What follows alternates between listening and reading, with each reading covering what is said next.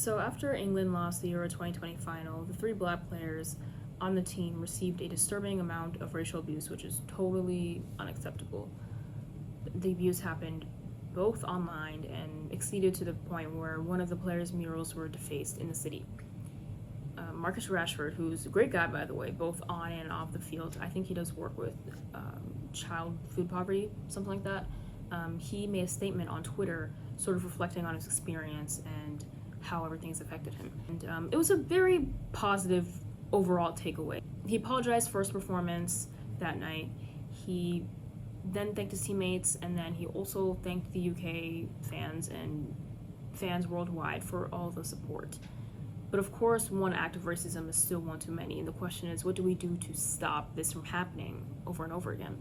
Idris Elba, British actor, celebrity, probably know who he is. He made a post on Instagram suggesting that all social media users should be verified beforehand to help hold racists accountable for their actions. Here's what he said. If cowards are being supported by a veil of privacy and secrecy, then social media is not a safe space. It is an aeroplane that allows travelers to wear balaclavas. If cowards want to spout racial rhetoric, then say it with your name, not your username. And then the caption said something like, repost if you agree and say less if you don't, which I respectfully disagree, so sorry. I'm a fan of Idris Elba, but like, okay. And there was a lot of support in the comments, especially from other verified people, surprise, surprise. But there was also some pretty good pushback because there are a lot of problems with what he said. I mean, first of all, he's advocating for every single user to be verified, like every single one. I'm not sure if he means just the UK, but if he's talking about worldwide, that includes countries like China or North Korea, where a person could be posting, speaking against their government, and they might need to remain anonymous to protect themselves. Not a good solution. Anonymity and privacy is important in this new data-driven world. Cowardice is a solution here, correct. Different solution needed, and I completely agree. There are a lot of reasons why someone would want to remain anonymous on social media besides for being an undercover racist. Of course, social media in reality has sort of fused into this one sector, but there are still many avenues where social media is completely separate from real life. Like, I'm just trying to imagine like a K-pop stan who wants to make an account just to support Jungkook or something, and having to send your government ID to Twitter? Like, no offense to Jungkook stans, but that's fucking embarrassing.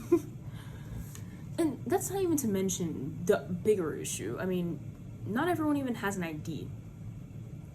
The political left in America has acknowledged the fact that there are barriers to getting an ID, and so for that reason they don't support strict voter ID laws. But I just have a feeling that the same people that would support or that refuse to support voter ID laws are the same individuals that would want to advocate for something like this because it stands against racism. And there was a good comment that sort of, talked about that, and I think this really hits it on the nail. Exactly. Hey Idris, I agree with you that people should be verified in some way. Studies in America have shown that this is doable if you have a few simple details of the person. However, I don't think government-issued ID is the way forward, as so many people don't have it, so we need to be really careful about what we want to use as verification and why.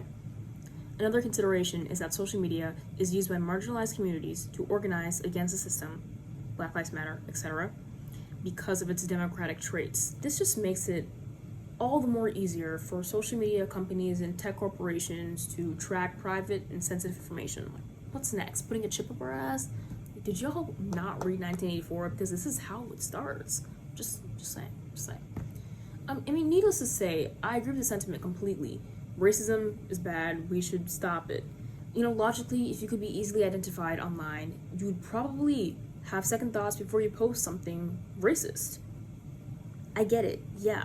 People should be held accountable for their racism and their bad actions. What I'm curious about, though, is that who is going to be the benefactor of this accountability?